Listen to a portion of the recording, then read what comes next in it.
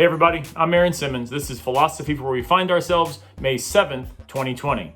Today I want to talk about the idea of finding balance in our lives. Now, we are probably all familiar with the idea of achieving some sort of work-life balance, of trying to figure out how our priorities can motivate particular types of actions in particular sorts of ways, such that we don't get out of kilter or out of sync with ourselves by putting too much emphasis on things that actually deserve less of our time and less of our attention. Since the pandemic, I obviously can't get to the gym anymore, and so I've been basically doing the best I can with body weight exercises and routines available for me on YouTube.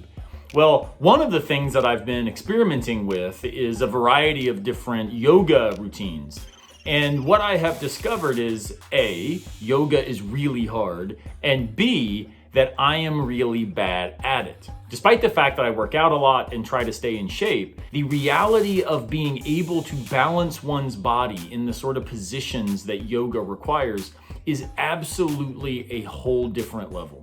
And the thing is, it's not just about strength, it's about having proper relationships between the parts of our body and the different muscle groups that are engaged in the particular poses. This has helped me think about what it looks like to find balance in a time when the work-life relationship has gotten so thrown out the window that being at home is being at work.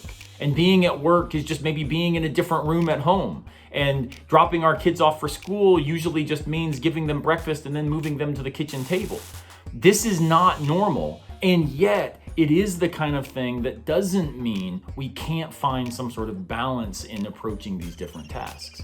In this way, I think we can draw on some philosophical resources, and in particular, the Aristotelian idea that we've got to find moderation. By that, I mean, we need to be able to make sense of these different aspects of our lives as actually being different aspects.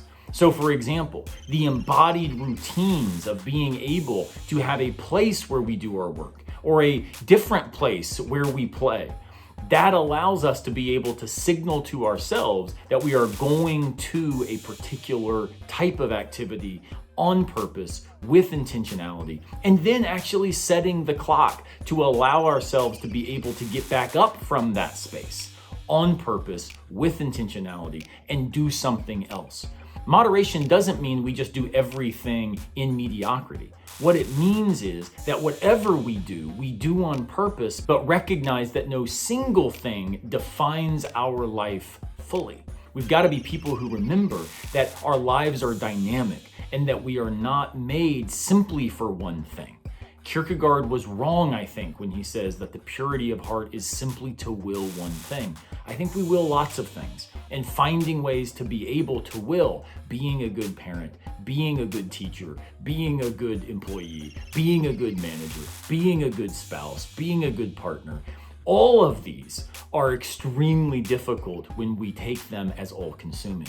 Instead, we've got to find ways to be able to recognize all of them are important, and yet our embodied practices, the liturgies that we bring to bear on them, allow us to navigate them by recognizing that moderation across them allows us to be the sort of people who are anchored into ourselves and our practices, rather than being tossed by the seas of the pandemic and the anxiety that it has created.